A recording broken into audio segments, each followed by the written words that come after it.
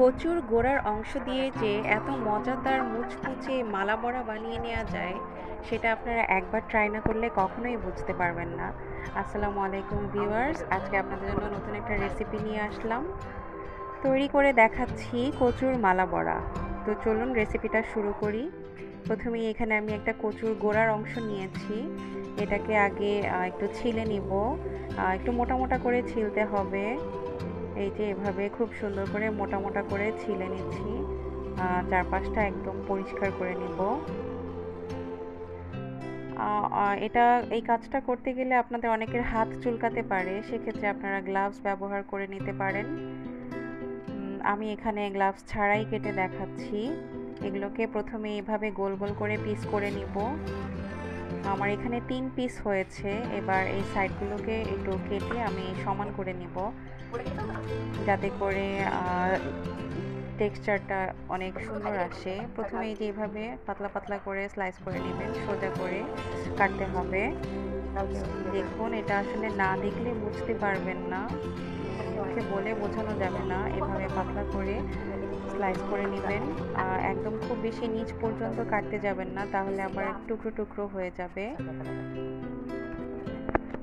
তো আমি এভাবে স্লাইস করে নিচ্ছি, একটু পাতলা করে কাটার চেষ্টা করবেন।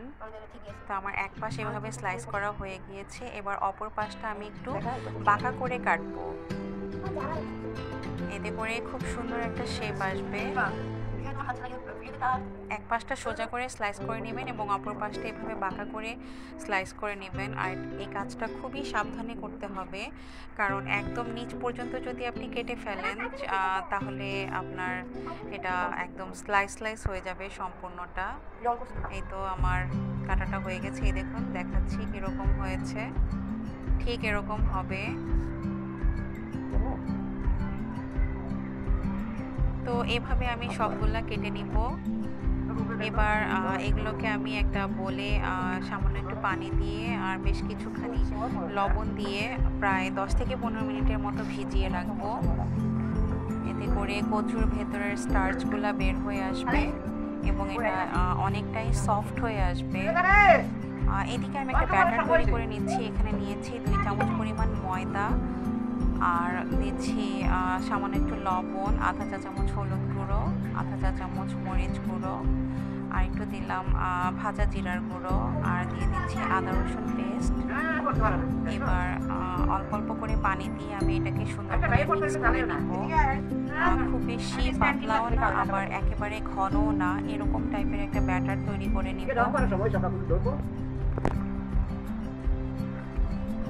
ব্যাটারটা দেখুন, আমি খুব বেশি ঘন করবো না, আবার একেবারে পাতলাও করে ফেলবো না।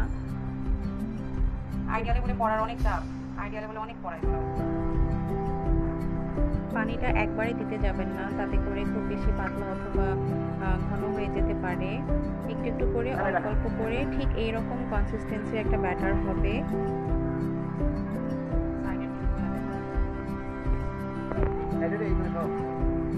এই তো দেখুন, ঠিক এই টাইপের কনসিস্টেন্সিটা হবে। এবার ব্যাটারটা রেডি হয়ে গেছে। এখন আমি সেই কচুগুলোকে সুন্দর করে ধুয়ে নিচ্ছি। এগুলোকে আমি এভাবে হাত দিয়ে চিপে চিপে উঠিয়ে নিব। একদম শুকনো করে নেয়ার চেষ্টা করবেন, যাতে একটু পানি না থাকে।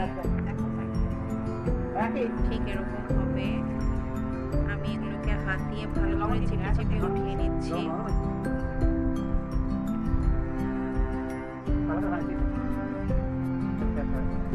এই তো এরকম পার্ট পার্ট থাকবে অংশগুলো। এবারে চলে যাচ্ছি এগুলোকে ভাজতে। তো এখন আমি ব্যাটারে দিয়ে দিচ্ছি সেই কেটে রাখা কচু।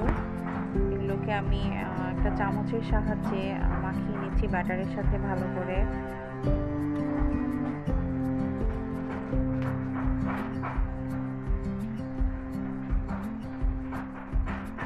হ্যাঁ, খুব ভালোভাবে ব্যাটারের সাথে এটা মিক্স করে নিতে হবে। আর প্যানে আমি তেল গরম করে নিয়েছি। তেলটাকে খুব বেশি গরম করতে যাবেন না, এতে করে বড়াটা দেওয়ার সাথে সাথেই উপরটা পুড়ে যাবে আর ভেতরটা কুক হবে না। মিডিয়াম লো ফ্লেমে সুন্দর করে এপাশ ওপাশ উল্টে নিয়ে ভেজে নিতে হবে। আমার ভাতটা প্রায় হয়ে গিয়েছে। প্রত্যেকটা ভাজতে প্রায় 10 মিনিটের মতো সময় লেগেছে। এগুলো অবশ্যই লো ফ্লেমে ভাজবেন, না হলে পুড়ে যেতে পারে আর ভেতরটা কাঁচা থেকে যাবে। এই তো আরেকটা দিয়ে দিলাম। এভাবে করে আমি সবগুলো ভেজে নিব। এই তো দেখুন আমার প্রচুর মালা বড়াগুলো লুক এরকম এসেছে আর এটাতে খেতে কতটা টেস্টি হয়েছিল তা আপনারা তৈরি করে না খেলে বুঝতে পারবেন না। ভালো লাগলে একটা লাইক করবেন, অবশ্যই কমেন্ট করে জানাবেন, চ্যানেলটিকে সাবস্ক্রাইব করবেন। আল্লাহ হাফেজ।